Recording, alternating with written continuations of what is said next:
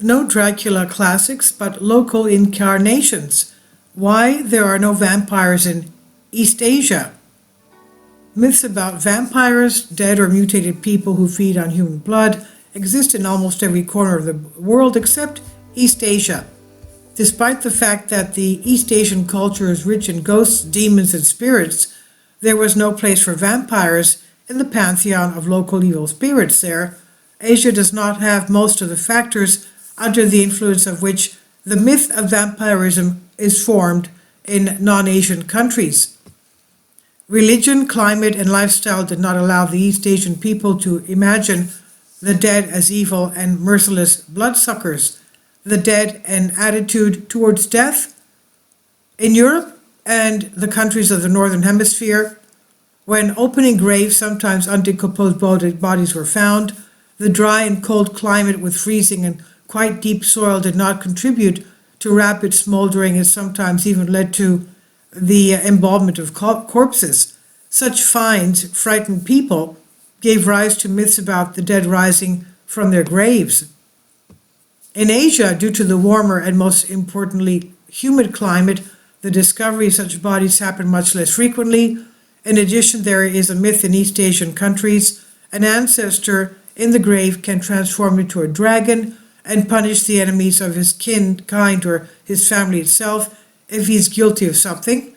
If the undecomposed body was still found, it was mistaken for the dragon's embryo.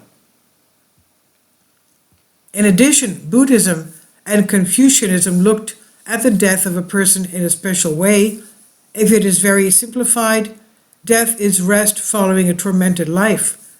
According to the Koreans, Chinese, and Japanese, the dead cared for and helped their descendants as much as they could. They did not have regrets for the lost life, but sympathized with the living. Perhaps almost the only dissatisfied deceased in the Asian view was a girl who did not have time to get married. The spirit, but not the bloodthirsty body, of the deceased could wander the earth, causing all sorts of trouble, but this problem was solved by posthumous wedding. A restless spirit is a problem of a person's failure to fulfill his earthly destiny and not a desire to take revenge on the living. Rabies, another factor supporting the vampire myth in non-Asian countries, is the prevalence of the rabies virus. A person infected with rabies was considered a vampire. In many ways, it was this virus that shaped the idea of ghouls and their distinctive features: photophobia, compulsive disorders, increased aggression, and hydrophobia. In the end stage of the disease, the infected could throw themselves at people and even bite. The sick also became infected through an animal bite or from a person. Inflamed wounds were often on patients' bodies, which spurred the imagination of the townsfolk. They were infected most often from domestic stray dogs, less often from rats or when meeting with a wild animal. In the East Asian region, infection with the rabies virus occurred much less frequently. Keeping domestic dogs was not welcome, and the arrangement of houses, a kitchen separated from the main premises, storage of supplies in separate buildings, a floor raised above the ground, did not contribute to the spread of rats. Rare cases of infection were attributed to spiritual possession. Animals. The myth of vampires among Europeans was also served by the fear of bats and wolves. It was believed that ghouls could turn into them. The vast territories of Eurasia and the American continents contributed to the development of cattle breeding, which made wolves one of the main problems for farmers.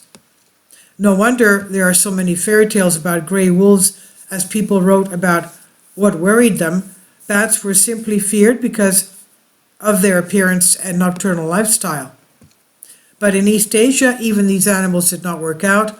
There were enough wolves in the region of China and Korea, but animal husbandry was poorly developed. The presence of these predators in the forest was of little concern to people. They were much smaller than the man-eating tigers that make their way into the villages in search of human flesh. Wolves hardly entered East Asian folklore, and they were not given any magical abilities. With bats, everything turned out even more interesting.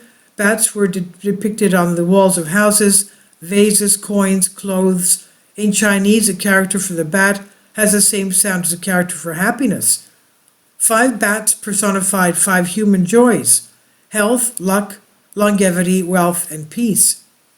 If the bat settled under the roof of the house, it was impossible to wish for better omens for yourself.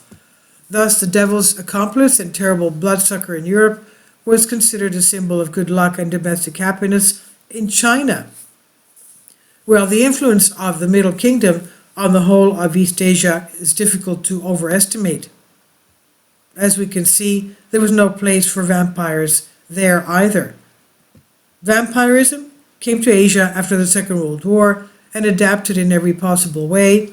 As a result, it found its niche in cinema and comics literature, but the difference between traditional and Asian vampires is enormous.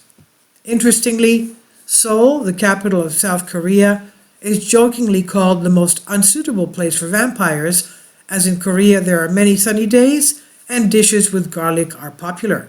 The Han River flows through the center of Seoul, Han, they pronounce it Han, and red lit church crosses burn above the city. And this is by Soul Ask. Please leave your comments. Thank you for your support. Kindly support my Patreon account. The daily posts are 5 videos daily, and they are totally different from what I have on my YouTube channel.